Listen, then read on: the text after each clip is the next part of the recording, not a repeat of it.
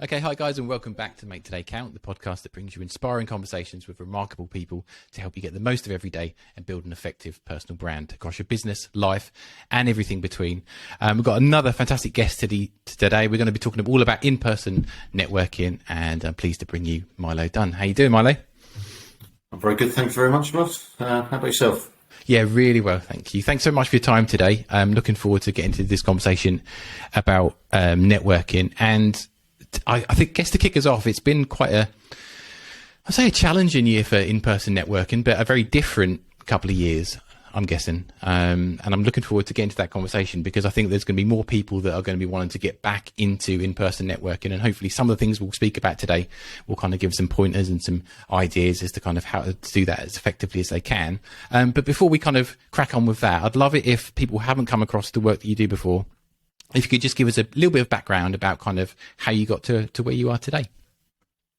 Well, I do two things actually. My what still is my main business is I do LinkedIn lead generation, and I take quite a sort of networking-y approach to that. Previous business before that, I used to do a lot of networking, and the whole pub networking came about was because I was feeling quite isolated in a way. It can be quite lonely running your own business at times, and I used to meet up with some business owners. We'd have a few beers once a month on a Thursday night, as most things do. Fell by the wayside, and then I thought, well, actually I quite enjoy this. I've enjoyed networking. I do some other networking events. It would be good to sort of formulate it into more of a networking, a formal networking event. So that's what I did. I started it up from there, and 3.5 years later, we are still going strong, minus a pandemic, which put a bit of a spanner in the works. But yeah, fantastic. And you're in different locations now as well, aren't you? You do different run networking events in different locations as well, not just Ipswich where we are recording. Yeah. Well, the idea. Before the pandemic, in fact, I think I went down to Colchester the week before the first lockdown to look at some pubs. The plan was to expand. I'd been working on it for about 6 months. And then that also all fell by the wayside.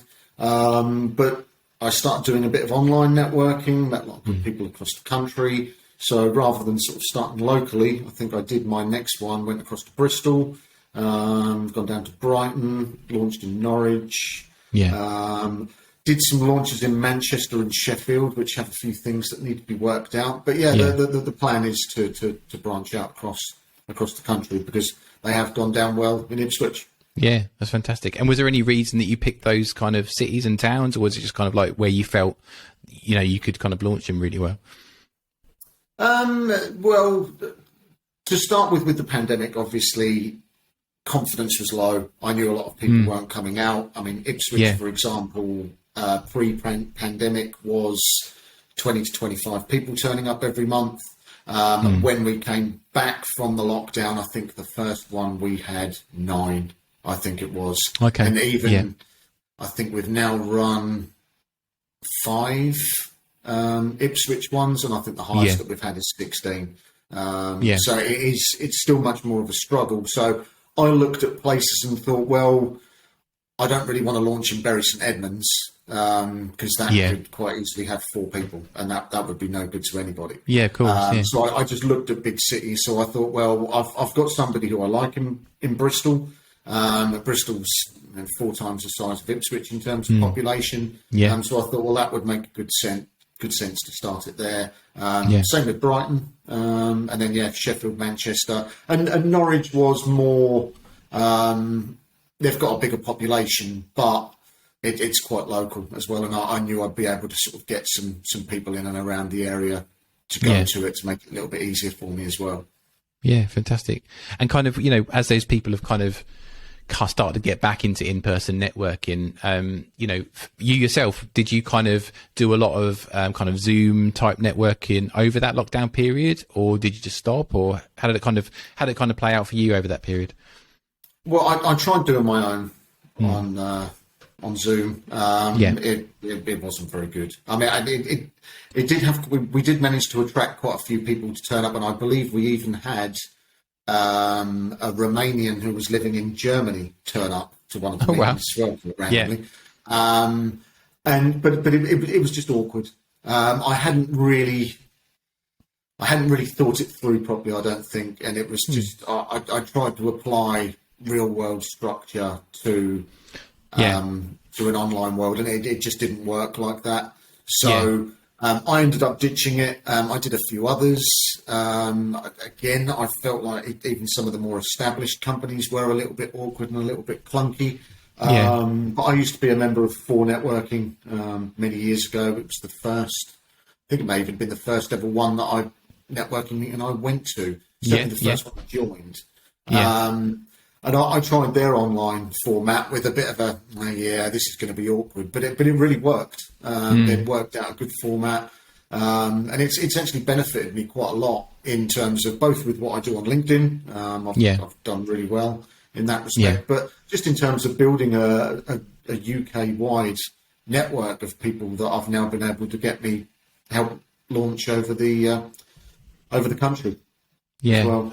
And I think over that time, just as kind of business owners, a lot of the people that, we're talking about the company's events are generally people sometimes that work on their own. They don't have other people around them. So I think, because everyone was kind of locked down during that period, it gave someone an outlet still to be able to come and have a chat, even if it was just kind of like grabbing a coffee and, chatting the breeze about something. It just gave someone I found that, when I was doing some networking events myself.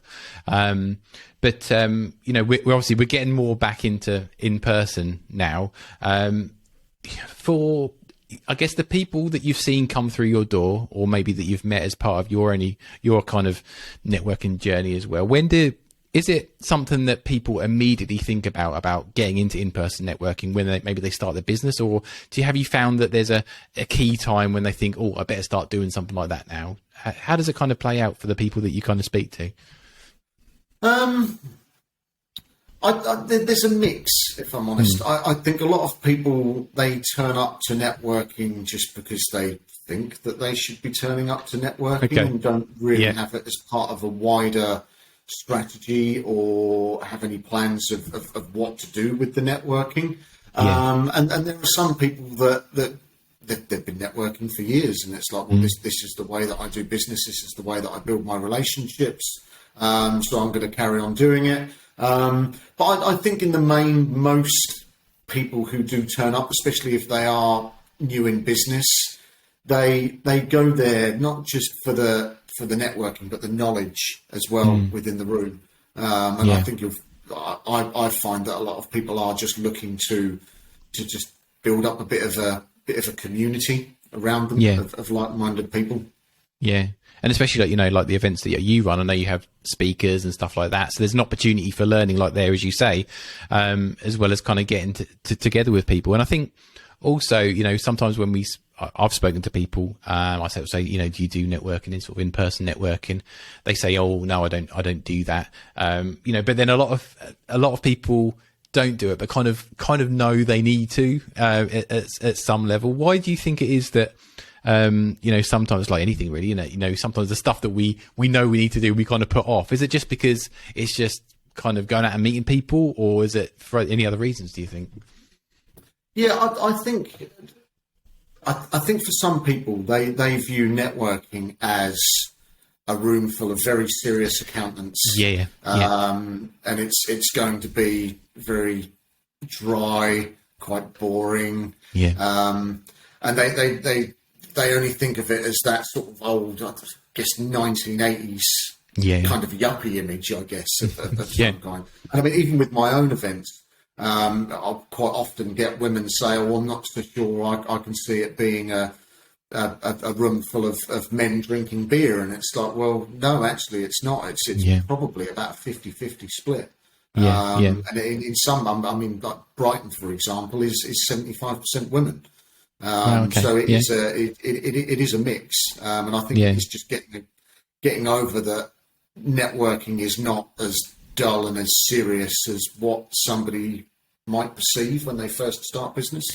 Yeah, definitely. I think, like you say, you hit it on the head there, that you know, the concept has changed so much, and there's so many different options. You know, I guess when we look back and, you know, those kind of old fashioned type networking events where you had to bring someone and you had to, you know, if you couldn't go, you had to bring someone along, you had to bring a certain amount of people in. And I think for many people that maybe either did that or started out with that, it was kind of like that became more onerous a task than actually coming and doing what you needed to do, because you had to be so mindful of, you know, how many people am I bringing in? And I think some people may have felt that it was like, you know, I felt I'm going to bring these people in. I don't really want them more. I don't really need them to be, you know, associating myself and bringing them into the business, but you kind of felt you had to. But that's changed so much now, isn't it? You know, it has. I mean, B&I still has that approach. Yeah.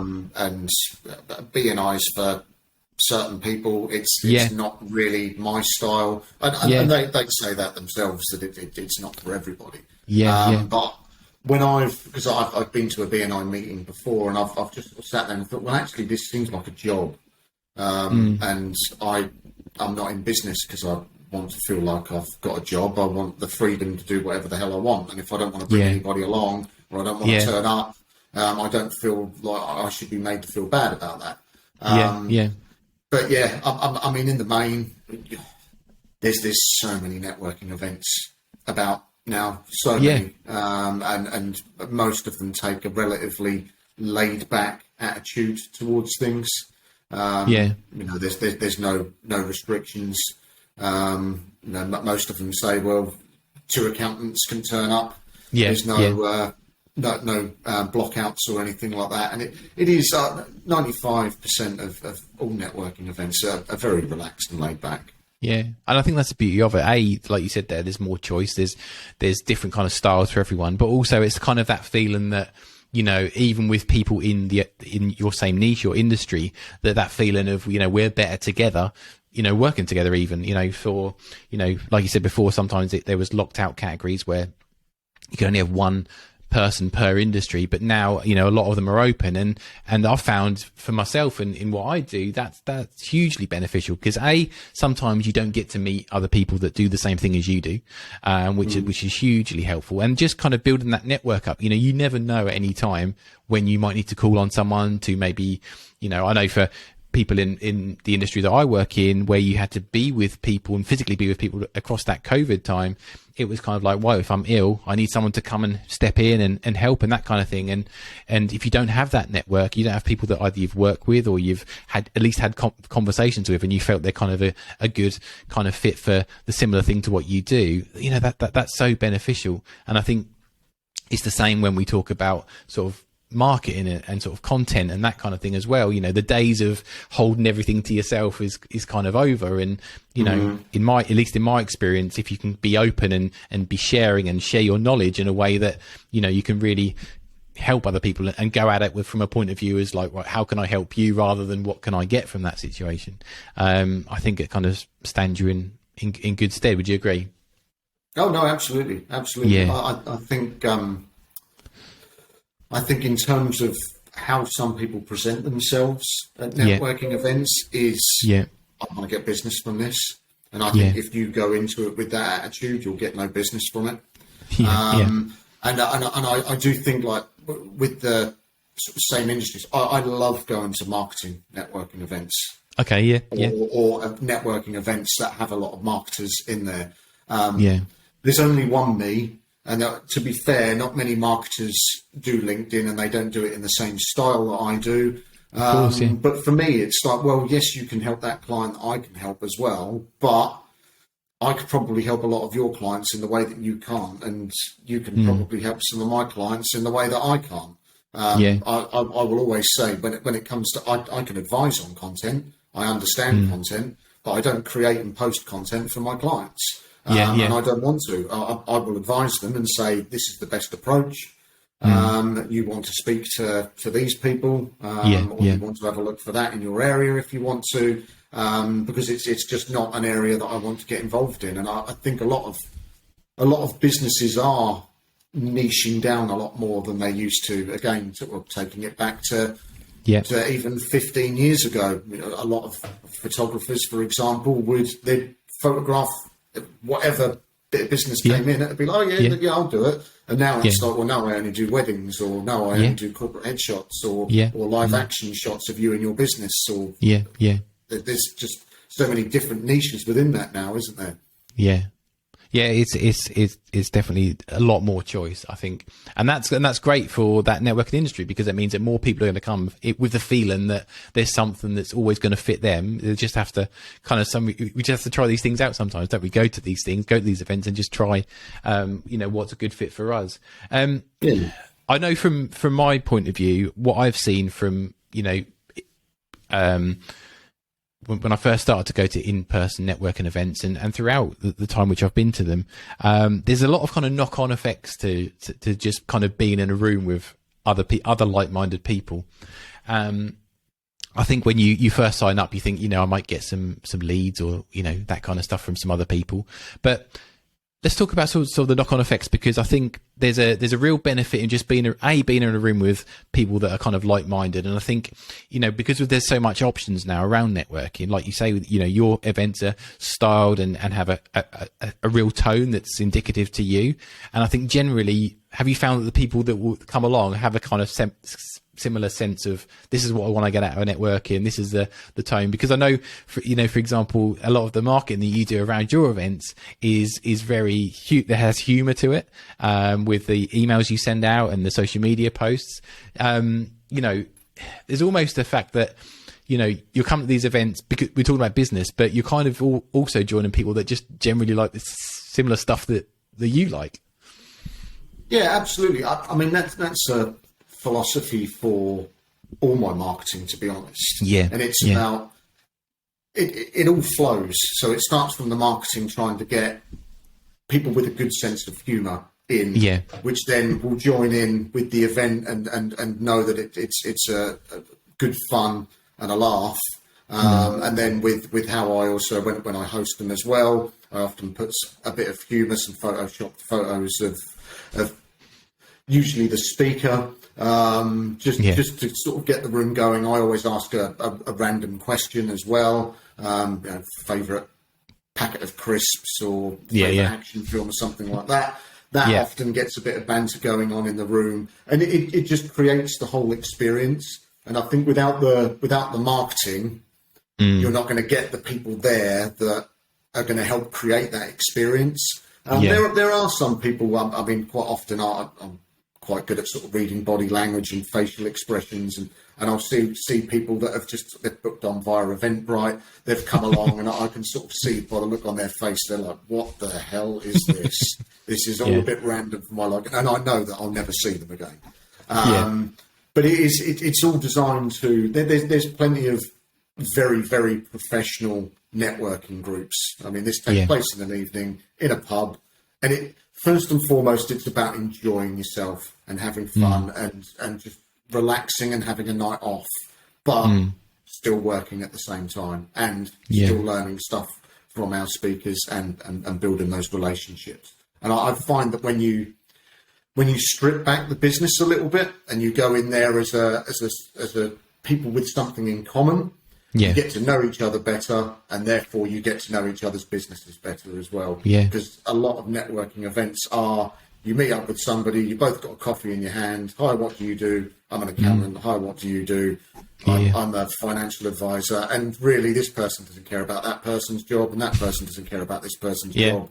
And it's just not the best way to start a relationship. Whereas if this person loves pickled onion Monster Munch and this person loves pickled onion Monster Munch, they've got something to talk about.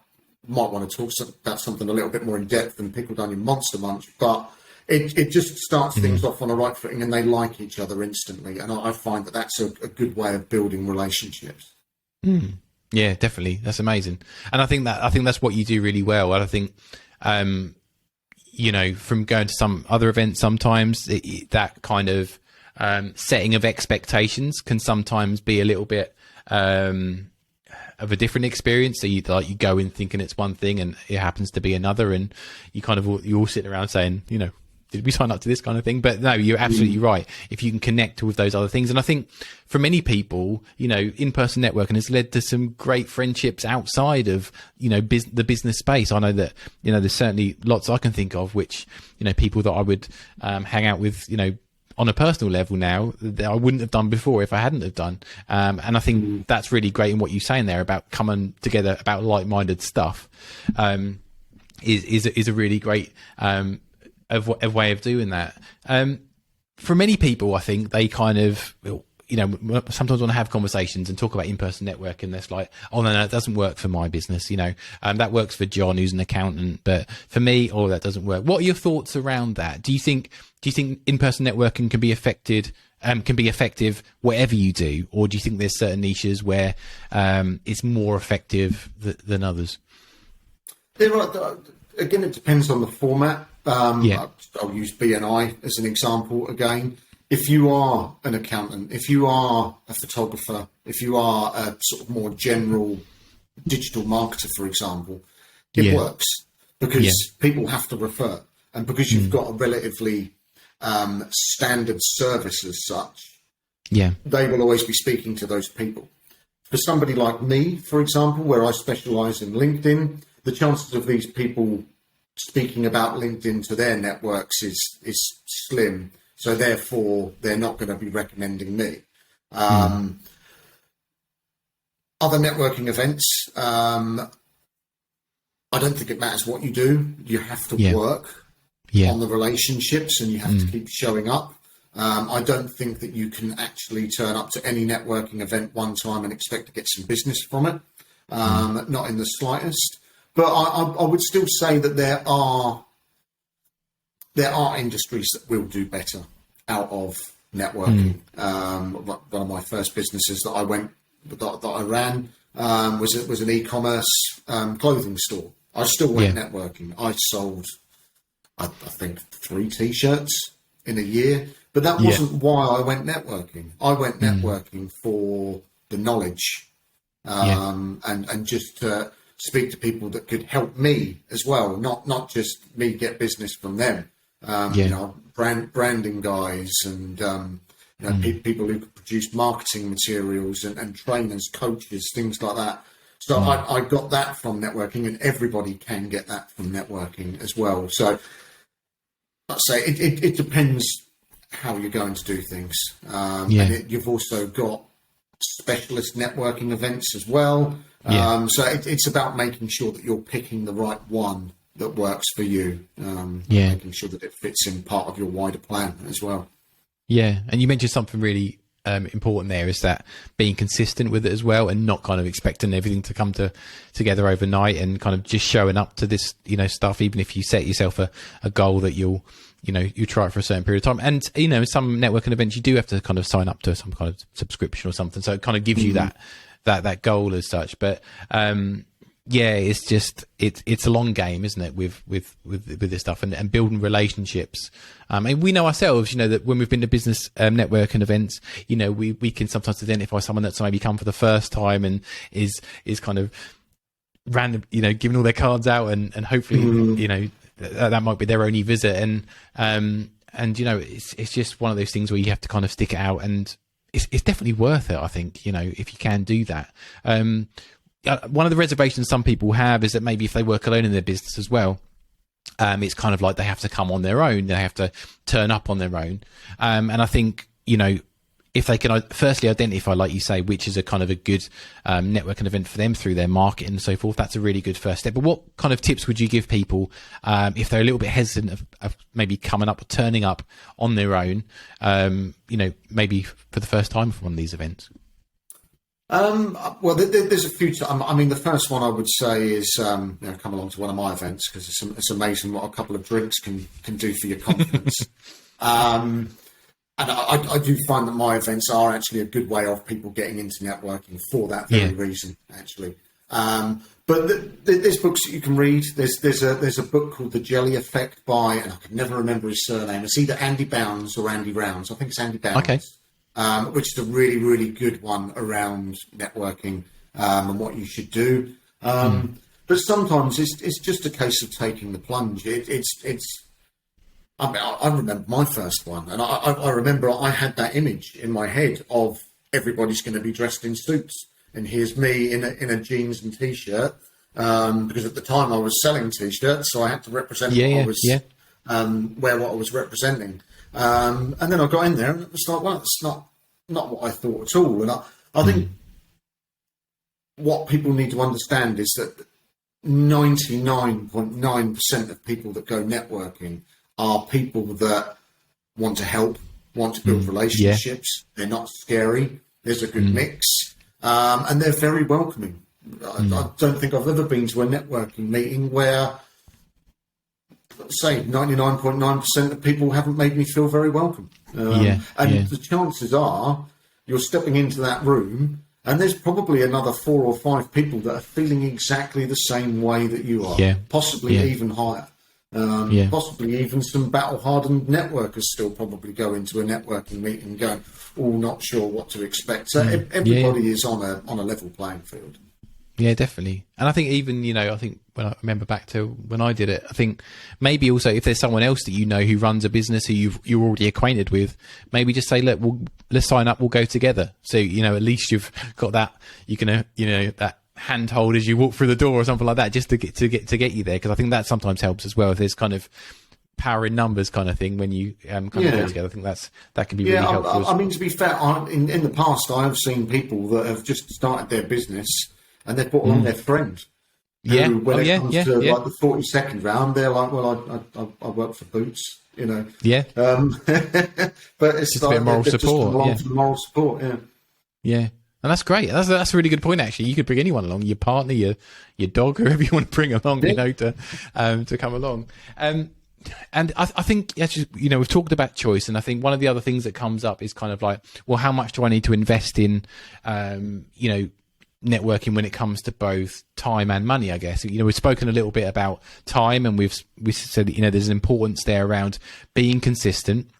I think, if we focus on time for the moment, there seems to be mostly they're kind of like monthly, aren't they? In-person networking events. Some people have bi-weekly or whatever. Is there kind of a sweet spot, or would you kind of say that monthly is a good kind of sort of starting point for someone who wants to come regularly to these events? It depends. I mean, that really does depend. I do my own monthly. I think that's enough to go to the pub and have a few drinks anyway. I would go to a variety, and I do go to a variety. I still do. I go to face-to-face ones now, other ones. I've got my online 4N ones, which I still do.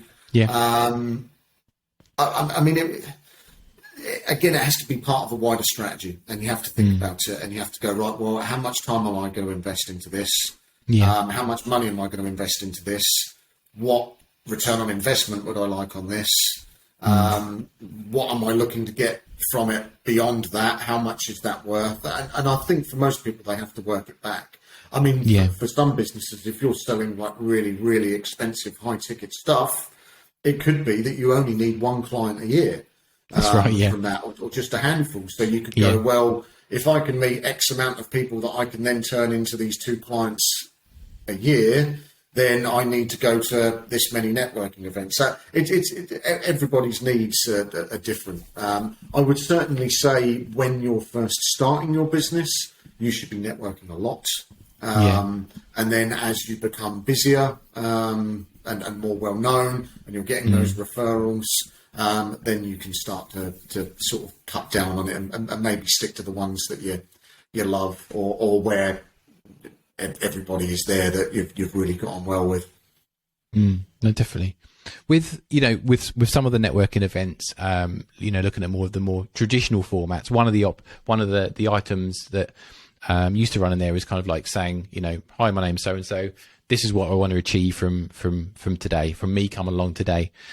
For those people who are more kind of suited to more informal events where there's maybe not that structure, do you think it's still worth having kind of like a goal for each time you turn up? Or do you think it's kind of a wider goal, a wider picture? I suggest like having a goal, because if you go into a networking event with a goal, you will most likely achieve it.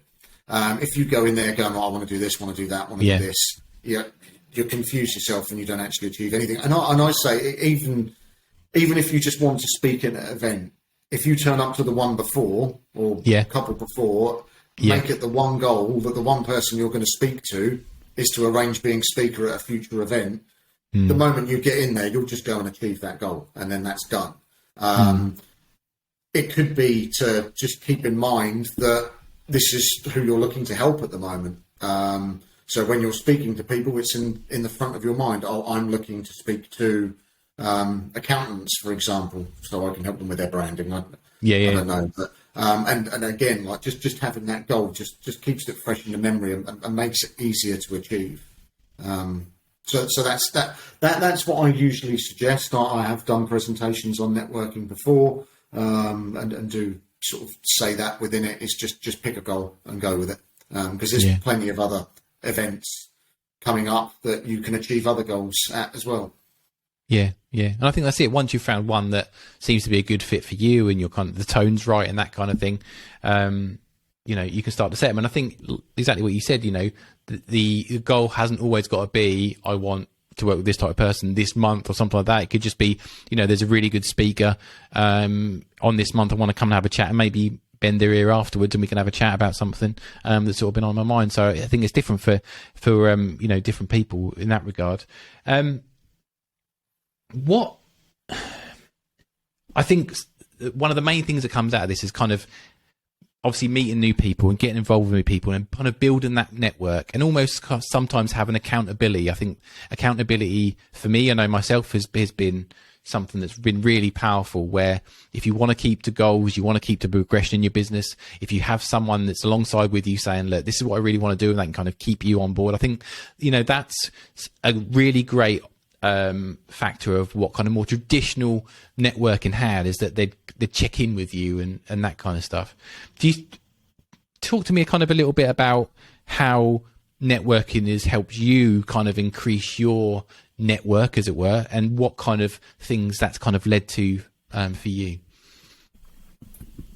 God, that's quite an in-depth question, that one. I think in terms of, my network's been built up over 10 years now. I've been networking for. So it's now a mixture of people who are very, very well established within business, people who don't even really go networking anymore because they don't need to, into some sort of seeing some interesting journeys, some people that have been in business sort of 3 years and are really starting to flourish, to people that have just started out, to some people that are still, they're networking, but they're still actually working a full-time job because they're waiting to get to that point. So it's really nice to have that sort of wide range of people that I can push to. I'm very much a fan of trying to help businesses that are just starting, recommending businesses that are just starting if I like them, because they often need a chance. And if somebody's got like maybe a smaller budget, often you'll find that people have just started their business, they've not quite priced themselves correctly yet, or they've not got the confidence to go in at the high end. But at the same time, they'll also do an exceptionally good job for you because they've just started and they want to prove themselves. So it's good for me to have that sort of wide network of people that I can pull on, but equally, I also still face some problems, and I've got a wide range of experience and knowledge at my disposal that I can go out to people and say, look, I need help with this, or a client needs help with this. Can you give them a hand? I mean, I don't know. You do know Andrew Laws, don't you? I do. Yeah. I mean, like the other day, a client asked me. He said, I need some SEO on this new website that we've got. And I know he's not a fan of building websites. They've already got it. I let him know he just likes the SEO side. I've got people that I can call on if they wanted website and SEO. I'd send them to them. But as he just wanted SEO, it's like, Andrew, easy, real easy decision to make. So it's nice to, having networked and built those relationships, really got to know a lot of people. I can really understand what it is that they'd like to work with, but who they'd like to work with as well. Yeah, that's really important. That ability to be able to refer people to other great people, I think is a really great asset to have. What else would you say that kind of, if we could think about, what in your mind would be a great networker, if we could sort of encapsulate that into a persona, what would a great networker be, do you think? I think a great networker is the person that wants to give. I think in its simplest terms. I think if you're just there, just looking to take, I think people they see through that. It's not successful, and you'll find yourself having burnt bridges. So I think there's lots of different personalities. There's lots of different ways. There's no one size fits all. I consider myself a good networker, but I also appreciate that I am not everybody's cup of tea, and the way that I conduct myself is not everybody's cup of tea. But at the heart of it, I am a giver. So if you can look past the sort of humorous posts and the fact that I come across online as quite unserious, you'll find that actually I'm quite a serious person who goes all out for people. But yeah, at the crux of that, no matter what the personality, no matter what the style, a giver is always the best networker. Yeah, I think that's a really important point because, at the end of the day, we just want to be ourselves and do well being ourselves, and sometimes I think if you're going to an event or if you're doing particular work where you think you need to be something else or act in a different way, that's going to just be so tiring because you're going to be, not going to be looking forward to the event. You're thinking, oh crap, I've got to wear this or I've got to say this or that kind of thing. But, if you can find key groups of people that are like-minded, similar-minded, like the same stuff that you do, it's half the battle, isn't it? Oh, absolutely. Yeah. And that is one of the things I like about the 4N online, is that they actually have niche groups. So they have a music group. There's a gamers, geeks and nerds group. Okay. There's a parents group. I've just started running a film group on cool. there. And it's just good because it just brings together like-minded people. And it just starts those relationships off on the right foot. I do the music one, for example, and it's quite nice because it's just full of old rock heads, to be honest. And I'm quite often the young whippersnapper in the group, which is quite nice these days, if I'm honest. I like old school hip hop, but they like learning the old school hip hop because it's not a genre that they like, and I quite like hearing some of their sort of stories and the artists that I didn't know. I mean, the music that they listened to was sort of around about when I was born, very young child.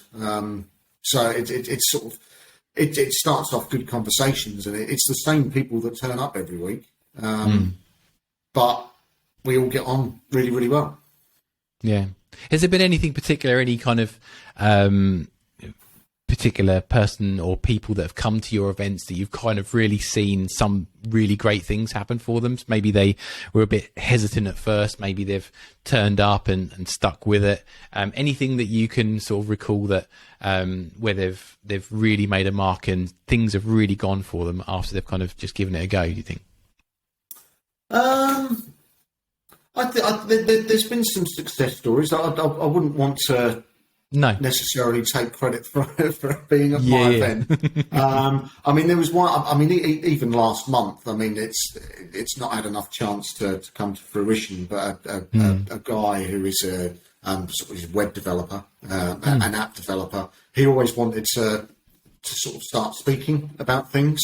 He's been quite a regular. And I sort of said to him, well, come and speak to me then. He was like, well, I don't run a business. I was like, don't care. I said, if you've got something useful that you can give to people, come and give it a go. There's nothing stopping you. And he's quite a nervous guy. You wouldn't figure that he would be the sort of type that would go up and present.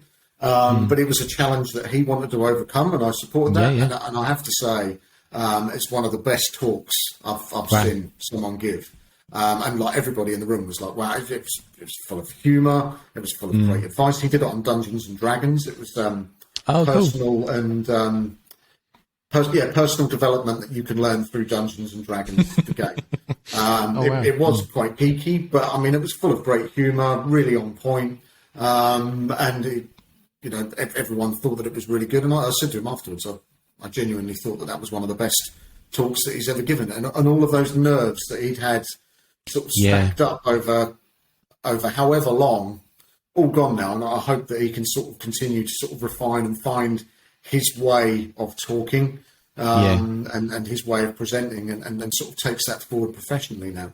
Yeah. I think that's really powerful because, that talk may have never happened. It may have just been sitting, maybe he had it in his PowerPoint sitting there, or maybe he had that thought in his head, but he didn't have the opportunity. And I think, you just never know where things take you sometimes. And I think, obviously it was great that you gave him the opportunity, but now, what he might be able to do now moving forward is just limitless, isn't it? Where that might lead him, and just having that confidence now to go with it. It's, that's really special.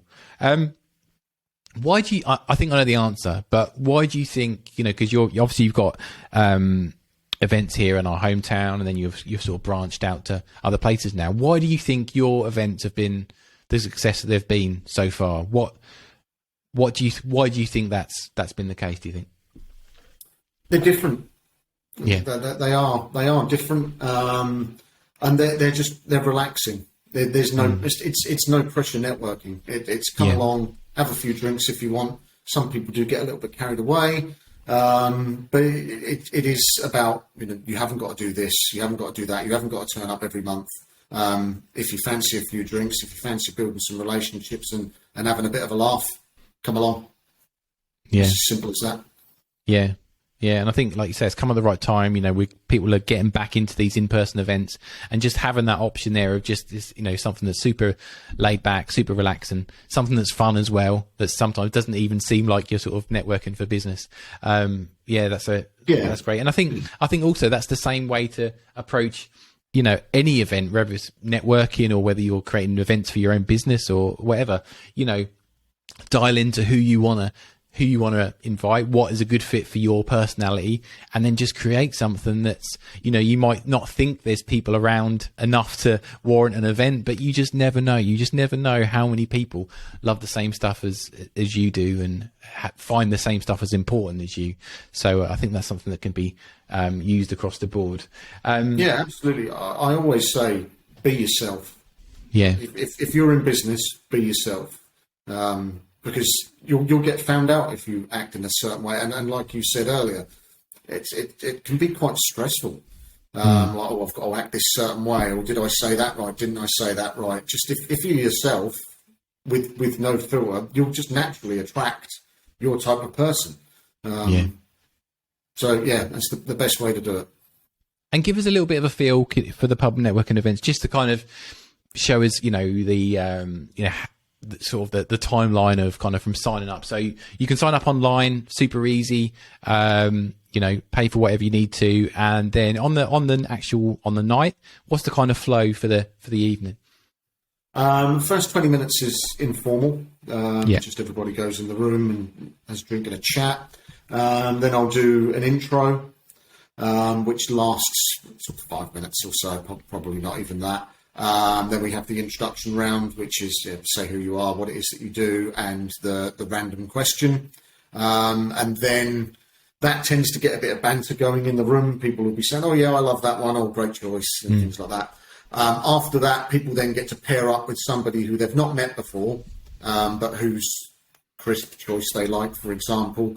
And then they'll have a depending on how quick we get through that round, about a 20-25 minute chat with each other. Yeah. And then we'll have a break. People can just have a drink for 10 minutes. Then we'll have the presentation, and then a close for a couple of minutes. And then people can just informally network in the room for another 15 minutes if they want, or go out into the pub to continue the drinking, which not everybody does, but usually there's usually a few of us that stick about for a few drinks afterwards. And we're at the Thomas Wolsey in Ipswich. That usually closes about 11, which is quite a nice, convenient time, so you don't get too carried away, if I'm honest, which has happened in the past. Not to me, I might add.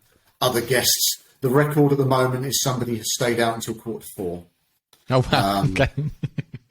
That was also nearly broken last month in Norwich. Somebody stayed out until 3 o'clock in the morning afterwards. Oh wow! I think the latest I've ever stayed out is about 12:30, and that was more than enough for me at my age. This podcast called Make Today Count, and the reason for that being, I want to get people involved with conversations about stuff that maybe they haven't got into conversations with before, or maybe that's something that they've been meaning to do but haven't got around to it. And my goal from this podcast is that from someone listening to it, if they feel that, the topic really resonated with them, that they can make one small step that next day to get them closer to maybe that goal around that subject. What would you say, if someone's listening to this thinking, right, I know I must do in-person networking, I got to get going with it. What would be the, we all know that if we try and do everything at once, we just get nowhere sometimes. So what would be the great kind of just first step into getting into networking maybe tomorrow if someone were to take that action? The one step I would say that would be small enough would be book a ticket. Yep. Have a little look and book a ticket. And then that accountability, that buy-in. Yeah. Yeah. Spend your money, and then you'll feel more inclined to go and do it. But the sort of overall, I would just say, just do it. And you'll find out that it's not as scary as what you might perceive, and nobody will be judging you. Yeah. And likewise, as we said, if you want to bring someone along, order 2 tickets and then you just grab someone to come along with you. Yeah, that might be good for the first time as well. So you're expanding. You've got obviously Ipswich. You've got other areas. What's next for pub networking? Is it kind of to build those other areas up, or the other towns and cities that you're thinking of? What's kind of next for you guys? Yeah, well, the website at the moment needs, it's currently being rebuilt. Taken a bit longer than I'd hoped. Okay. But yeah, Colchester hopefully will be starting in April. Yeah, cool. I'm still waiting to hear back from the pub, and I'm hoping to start Cambridge in late April as well. Oh, wow. And there's a few other places on the cards which need a bit of firming up. I need to revitalise Manchester, because you'd be surprised how difficult it is to find a suitable pub in Manchester. Very bizarre. Okay. Sheffield I need to revitalise as well. And yeah, there's a few places like Coventry, Liverpool, Glasgow, which may well be on the cards as well, but a few things to work through on that. So hopefully sort of by the end of the year, I don't want to bite off more than I can chew, because this has been a lot more problematic than I thought it would be when I first started expanding. I'd like to be in sort of maybe 15, 20 different locations by the end of the year. That'd be quite nice. Perfect. So guys, if you're listening to this and you're in the UK, you need to check out what Milo's doing. And at some point, whenever you listen to it, there should be an event probably close to you somewhere over the UK. Just go and check those out. Where's the best way to connect with you, Milo? Is it through the website or through social media, or where do you find is the best place for people to get in touch? Well, the website is pubnetworking.co.uk, but like I say, that is currently inactive. I mean, there is something there, but no further information. If you search Pub Networking on Facebook, Instagram, you will find us. You can also do so on Twitter. But I'm finding that as I don't like talking about politics, it doesn't seem a great deal of point posting on Twitter these days. LinkedIn being a little bit more upmarket, you have to search for Powered Up Business Networking. And Instagram, LinkedIn, Facebook. If I'm honest, I post exactly the same thing on all of those. So yeah, just follow us on one of those. Perfect. And we'll put all those links in the show notes of the podcast. So if you listen to this, you can just click through directly and take you through into there.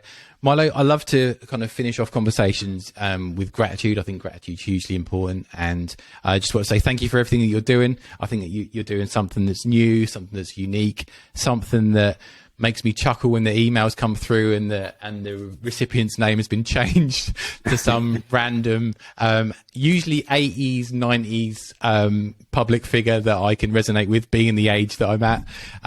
So yeah, thanks for doing that. And I'm sure if everyone was here that attends your events, they'd say thank you too. So yeah, thank you, mate, for adding something extra to both the local community and what sounds like, nationwide as well. So all the best. No, thank you very much. Been a pleasure. Guys, No problem. So, guys, if there's anything in this episode that you've found that's really resonated with you, maybe it's a bit of a light bulb moment for you, maybe it's something that you've got further questions for, we'd love to hear from you. So wherever you're listening to this video, or if you're watching it over on YouTube or somewhere else, please drop a question in the comments, or you can get in touch in the usual ways. Also, if you haven't already done so, I'd love you to subscribe wherever you listen to this podcast, or indeed over on YouTube. And we'd always love you to give a review. It kind of helps me get these episodes out to more people. So I'd really appreciate that too. And if there's anyone that you know, maybe you've had a conversation about networking with them quite recently, send them this episode. There's a wealth of information there that would set them on the right track. But until next time, I've been Ross Dean. This has been Make Today Count, and I'll see you